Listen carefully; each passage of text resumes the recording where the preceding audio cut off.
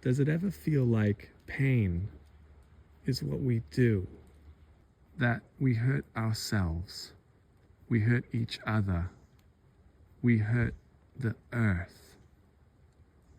Maybe it's true that we're passing pain around.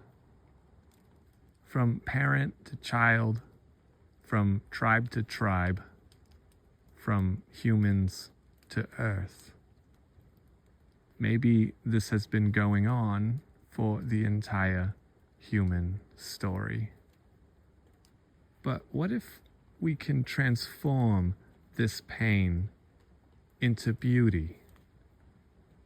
What if we do it every time we choose kindness over cruelty, understanding over judgment, repair over revenge? There's lots of names for what this is, but what if it's simply love? And what if that's our most important job here? To heal this world with love.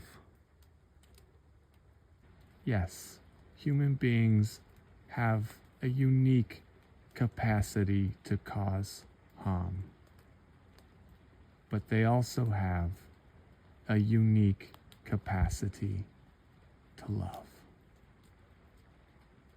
And that is the hope of the world.